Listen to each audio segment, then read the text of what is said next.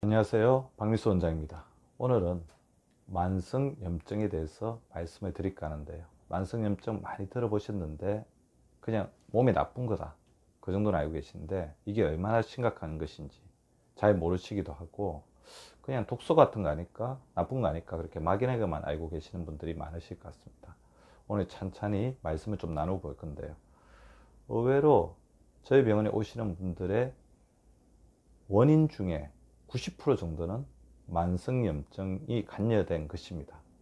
확실하게 질병으로 구정된 것들, 뭐 고혈압, 당뇨, 고지혈증, 뭐 우리가 맹장염이나 이런 것처럼 병리학적으로 규정된 것이 아닌, 뭐 여기저기가 아프다, 기운이 없다, 무기력하다, 활력이 떨어진다, 이런 대부분의 것들의 배후에 만성염증이 숨어 있는데요.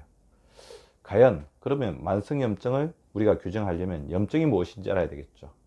사실 알고 보면 염증은 불화자가 두 개가 붙어 있는 거죠. 불화자가 두 개 붙어 있는 증상. 그래서 염증은 뭐냐면 우리 몸을 지키기 위한 하나의 어떤 생존, 방어 본능이기도 합니다. 우리가 상처를 받거나 뜨거운 것에 불에 대거나 뭐 그렇게 했을 때 생기는 반응을 생각해 보면 되죠. 그때 어떻게 합니까? 뜨거운 것에 불이 닿으면 피하죠. 상처를 받으면 더 이상 피가 나지 않고 그러도록 이렇게 치료를 하죠. 그래서 우리가 염증이라는 것은 우리 몸을 지키는 반응, 그러니까 우리 몸에 나쁜 것이 들어왔을 때, 우리 몸이 다쳤을 때 혈액이나 우리 몸에 있는 면역세포가 그쪽으로 가서 일으키는 반응을 바로 염증이라고 하는데요. 대표적인 세 가지 반응이 나타나죠. 통증, 그 다음에 빨갛게 되는 발적, 그 다음에 붓습니다. 부종, 그쪽에 피들이 모이기 때문이죠. 이런 통증과 발적과 부종의 이 세 가지 과정을 통해서 우리 몸을 지키는 반응이 바로 염증인데, 이런 염증 자체는 급성적으로 일어날 때, 급성염증이라는 것은 어떻게 보면 착한 염증이라고 할 수도 있습니다. 그렇다면 우리가 이야기하는 만성염증은 그럼 반대로 이야기하면 나쁜 염증이었죠. 이런 염증 반응이 자기의 역할을 다 하고 난 다음에도 사라지지 않고 오래가는 상태, 그리고 뭔가 나쁜 것이 계속 들어와서 순간적으로 우리 몸의 어떤 보호 본능을 자극해 가지고 사라지는 것이 아니라 지속되는 상태, 그런 어떤 만성적인 상태를 만성염증이라고 하겠죠. 이런 만성염증이 오래 간다면 어떤 일이 생길까요? 일단 만성염증이 있으면 우리 몸에 있는 면역세포가 굉장히 곤란하게 됩니다. 계속해서 이 부분에 대해 촉각을 세우고 있겠죠.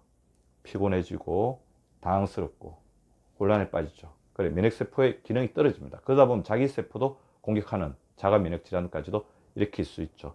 면역 기능이 저하되기 때문에 여러 가지 바이러스 질환이나 세균 질환이 굉장히 취약하죠. 대상포진, 뭐 아토피, 피부염, 그 다음에 비염, 기관지염, 폐렴까지 다 일으킬 수 있고, 또 이게 나아가서는 이제 이런 부분들이 자기 세포를 공격하는 자가 면역 질환, 이렇게 면역 기능이 떨어지니까 이거 자체가 나중에 여러 가지 치명적인 질환에 걸릴 수가 있죠. 두 번째, 만성염증이 계속 오래 있다는 것은 우리 몸에 뭔가 교란이 된다는 거죠. 따라서 세포가 변성되고 호르몬의 어떤 기능들이 떨어지면서 나중에 이런 부분이 암이라든지 세포의 돌연비리, 이런 증상들을 일으킬 수 있다는 거죠. 더불어서 이런 증상이 굉장히 오래 가다 보면 우리 몸에 필요 없는 것들이 오래 쌓이면 어떻게 되겠습니까? 쓰레기가 쌓이는 거죠. 우리 몸에 뭔가 염증이 계속 쌓이다 보면 쓰레기가 이렇게 쌓이는 겁니다. 그러다 보면 대사 기능이 떨어질 수밖에 없으니까 비만이나 고혈압, 당뇨, 고지혈증과 같은 여러 가지 대사 이상 질환들이 생기는 겁니다. 따라서 만성염증은 우리가 그거를 각인하는 이상 빨리 해결해야 되고, 우리가 살아가는 동안 어쩔 수 없지만 최대한 줄여야 되는 게 만성염증입니다. 이것을 놔두었을 때는 나중에 치명적인 노화질환, 치명적인 우리 변성질환들을 일으킬 수가 있죠. 따라서 이제 우리 그러면 만성염증이 들어오는 통로들을 잘 봐야 되는데요. 가장 대표적인 통로는 혈액이죠. 자, 혈액 속에 활성산소, 우리가 스트레스를 받거나 화를 내거나 우리 기분이 좋지 않을 때 발생하는 활성산소 자체가 혈액 속에 만성염증을 일으키고, 두 번째, 우리가 이제 뭐 지방이 많은 음식을 먹는다든지 그랬을 때 혈액 속에 기름 같은 것들이 이렇게 염증으로 작용하는 거죠. 두 번째, 이제 만성염증이 쌓이는 곳이 간입니다. 지나치게 많은 약물들, 지나치게 좋지 않은 음식들, 가식하거나 그랬을 때 우리 간 속에 지방이 쌓이고, 그 다음에 그런 것들을 해독하는 속에서 간에는 좋지 않은 것들도 계속해서 쌓이게 됩니다. 약물과 지방이 우리 간을 공격하는 거죠. 더불어서 콩팥도 굉장히 타격받죠. 우리 콩팥이 노폐물을 걸러내지 못하면 그것 자체가 나중에 우리 몸이 쓰레기 하치장이 되고 그래서 요독증으로 해서 심각하게 되는 것을 알 수 있잖아요. 이런 콩팥을 공격하는 대표적인 것들 아까 말씀드렸던 뭐 여러 가지 약물들 우리 콩팥을 통해서 다 배설이 되잖아요. 그 다음에 좋지 않은 여러 가지 음식들, 음식의 첨가물이라든지 그 다음에 인스턴트 음식 같은 것도 우리 콩팥에 데미지를 줄 수가 있고요. 그 다음에 더불어서 가장 크게 해를 주는 게 당이죠. 혈당 자체가 우리 몸에 들어오면 이게 찌르는 목 같은 게 돼가지고 신장의 사후체를 공격하는 것입니다. 따라서 우리가 이런 만성염증을 해결하기 위해서는 두 가지를 주력해야 되겠죠. 만성염증이 들어온 것을 줄여야 됩니다.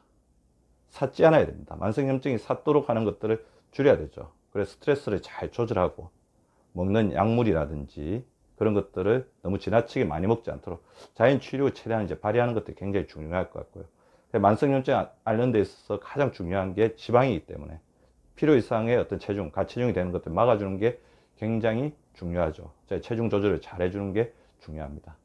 그 다음에 이제 우리 만성염증, 우리 몸이 노폐물이라면 이것을 잘 내보내는 게 중요하겠죠. 내보내는 것은 세 가지죠. 땀, 소변, 대변. 땀으로 잘 배출하기 위해서 가장 중요한 게 뭡니까? 땀나는 운동, 숨차는 운동이죠. 그래서 운동을 통해서 우리 몸에 쌓인 노폐물을 잘 내보내주는 것, 만성염증을 잘 덜어주는 게 굉장히 중요할 것 같고요. 소변이 잘 배출돼야겠죠. 그 소변의 재료는 뭡니까? 물이죠. 충분한 수분 섭취. 우리 소변 색깔이 투명하게 될 때까지 물의 어떤 수분 섭취를 잘해서 만성 탈수가 되지 않도록 하는 것이 또 만성염증을 줄이는 길이 될 것 같고요. 대변으로도 독소가 나오죠. 대변에 우리 쌓여있는 여러 가지 우리 장에 쌓여있는 여러 가지 독소들 이런 것들이 장점막을 공격해서 장누수 증후군을 일으키고 콜레스테롤들이 많이 쌓이면서 장내에도 여러 가지 악영향을 미치기 때문에 충분한 섬유 섭취를 통해서 장내 세균총의 어떤 균형을 맞춰주고 장내에 쌓인 여러 가지 기름이라든지 노폐물들 잘 걸고 가는 것들이 중요합니다. 만성염증은 우리 몸의 쓰레기입니다. 우리 몸을 쓰레기 하치장으로 만들지 마십시오. 만성염증을 줄이고 그것을 잘 배출하시기 바랍니다.